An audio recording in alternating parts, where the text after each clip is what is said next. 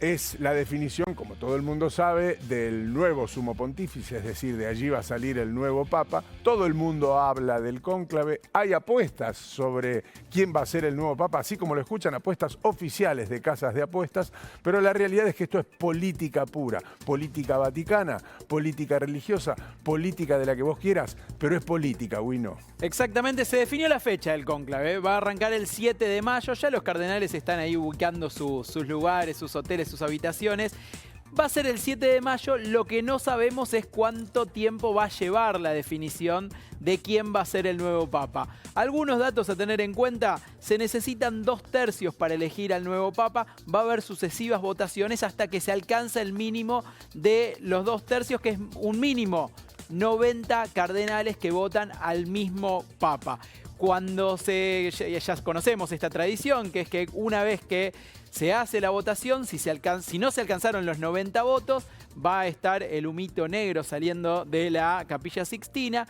En cambio, cuando se consigan los 90 votos, va a haber fumata blanca, un humo blanco que le va a determinar a la gente que esté afuera en la Plaza San Pedro que hay un nuevo papa, y después sí se va a conocer quién es. Ahora sí, ya se tiran nombres. Hay 8 por lo menos que son candidatos de los 133 que van a participar del cónclave, pero la realidad es que cada vez que se mencionó alguno de los que entraron al cónclave, por lo menos en la era de la televisión, en la era moderna, desde Pablo VI para acá, nunca la pegaron, las cosas como son. En la Argentina Nunca la hay pegaron. una frase que es: el que suena, suena. Sí, eso es en la política y me parece que allá pasa lo mismo. Gustavo Recalde es periodista de América Paraguay y está trabajando en el Vaticano justamente con estos datos de último momento. ¿Cómo estás, Gustavo? Buen día, gracias por atendernos.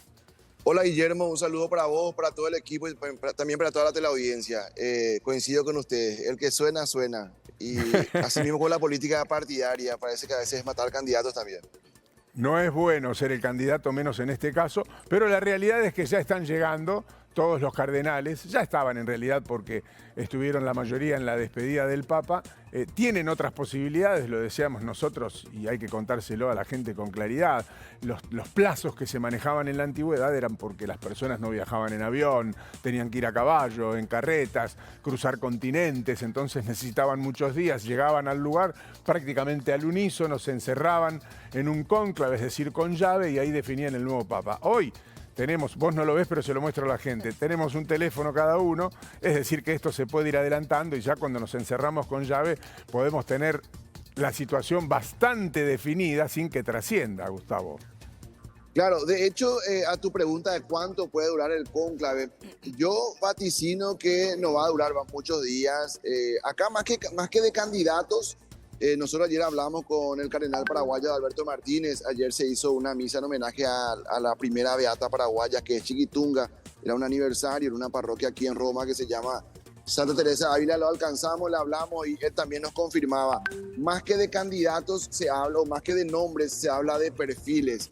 Bien. Y allí hay dos muy marcados: volver al eurocentrismo, a un papa europeo, radical, conservador, o de lo contrario, mantenerse la iglesia en una línea cercana a la que profesó el Papa Francisco, más aperturista, más tolerante, más humana. Creo que va primero por allí. Una vez que haya una especie de acuerdo mayoritario con relación a eso, porque consenso no va a haber, allí van a tratar de publicar los nombres en esos perfiles. Eso es lo que se plantea, y que el cónclave dure muchos días va a ser como mostrar públicamente una división de la iglesia, y creo que esa no es la idea, ¿verdad? La realidad es que el mundo ha cambiado, Gustavo, y particularmente en los últimos meses ha cambiado. Ya venía rotando el eje mundial, pero ahora definitivamente las líneas son diferentes. Desde el triunfo de Donald Trump en Estados Unidos, su nueva política exterior, la visión que tiene el propio Trump del mundo, la que ya tenía Putin antes, la guerra comercial con China, y uno se pregunta, ¿hasta dónde eso puede penetrar en la definición del futuro sumo pontífice o no? Es decir, ¿hasta cuándo ve, antes de elegir el nuevo papa, el contexto de la iglesia antes de definir su futuro?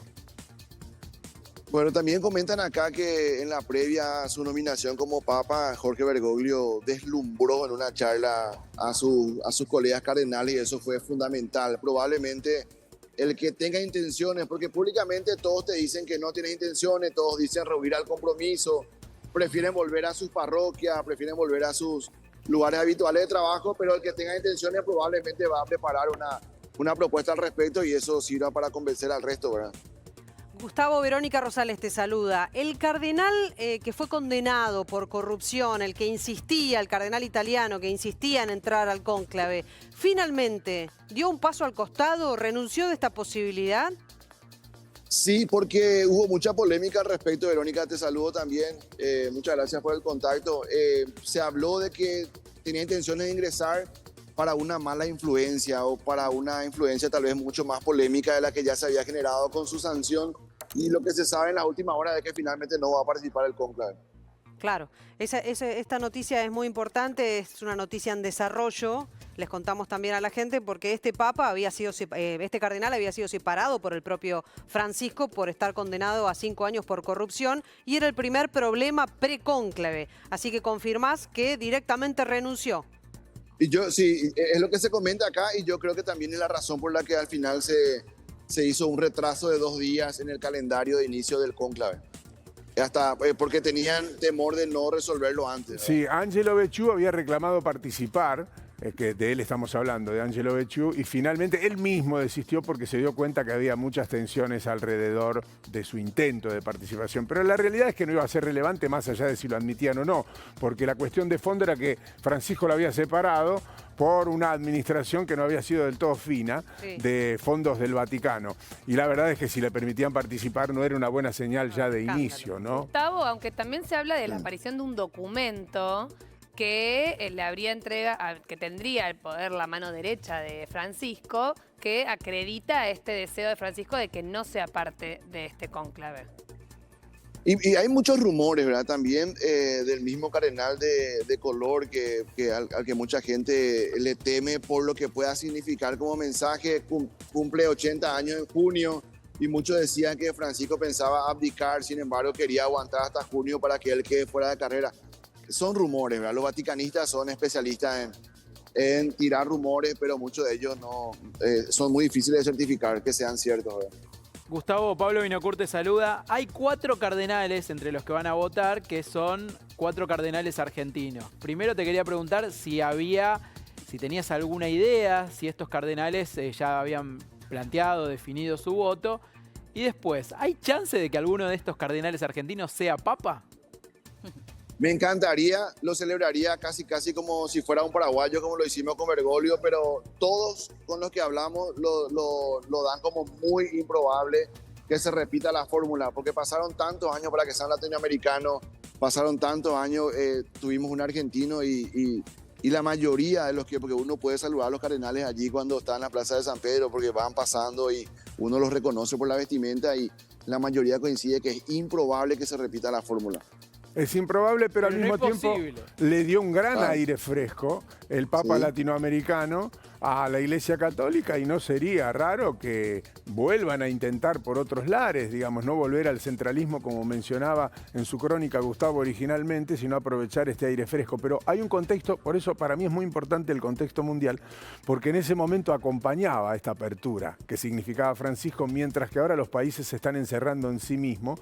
Está saliendo del globalismo, por lo menos desde la política exterior de Estados Unidos, poniendo aranceles, limitando la entrada de personas a su territorio, se replica en otros países y es como que empieza un mundo diferente. Y no solo desde el punto de vista económico, también hay una vuelta a cierto conservadurismo que hay que ver cómo aplica y cómo termina repercutiendo en la Iglesia Católica.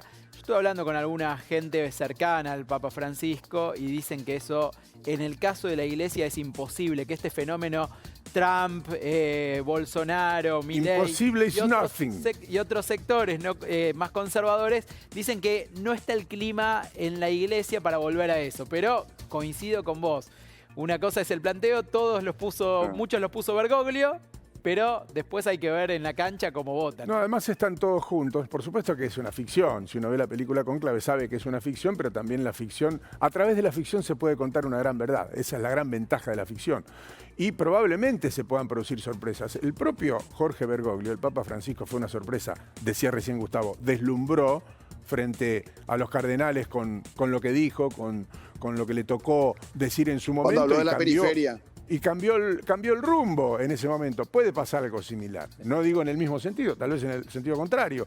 Puede haber espacio para la sorpresa. Un Bergoglio que no estaba en los planes de nadie en 2013. Acá no lo mencionaban, los diarios de acá no lo mencionaban. Sí en el Papa anterior, cuando se eligió el Papa anterior, sí estaba entre los papables, pero ya en 2013 no figuraba por la edad y por un montón de cuestiones. Al final de las crónicas decía, y el argentino que tiene muy pocas, Muy pero poco. por ahí lo ponían en la Exactamente. crónica. Esa es la realidad. Por lo tanto, yo diría que la posibilidad de que pase cualquier cosa, así como se los digo, existe. La posibilidad de que pase absolutamente cualquier cosa. Y además, Gustavo, ya para cerrar tu crónica, muy buena, los pasillos del Vaticano siempre generan tantas cosas en la gente, tantas sensaciones.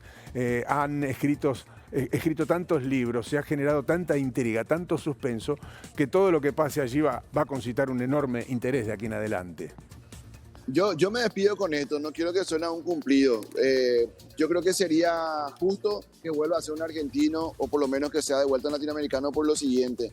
Somos los países que tenemos la mayor proporción de católicos, eso lo dice todo el mundo.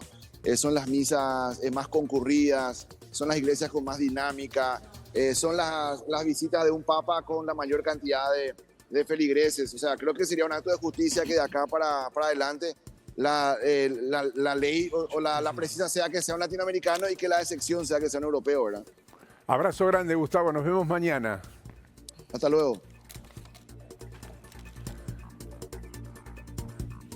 Y siempre las redes sociales hacen de las suyas. De las suyas. Te lo voy a mechar, te lo voy a mezclar. Se viene el cónclave por el Papa. Sí. Se viene una carrera de Fórmula 1 este fin de semana. Sí. ¿Querés ver cuál sería la carrera papal mezclada con el cónclave y la inteligencia artificial? Todo eso en una Todo sola eso. cosa. Mirá lo que es este video, una locura.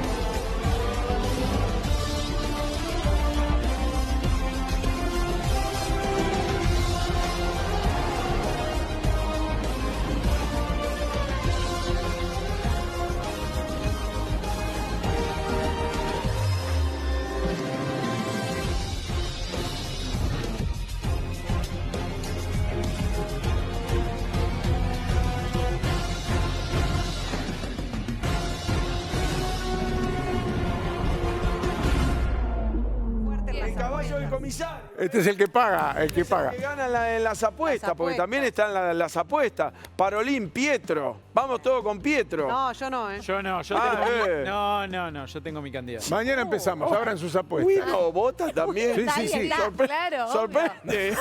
Es un voto. Somos hermanos. Yo creo que si van a la urna lo anulan. Este cardenal no puede entrar en esa votación. Yo ¿eh? creo que lo anulan ese Somos voto. pueblos pero- hermanos. Yo tengo mi candidato. Ah, Pues, déjalo ahí porque esto merece un bloque aparte.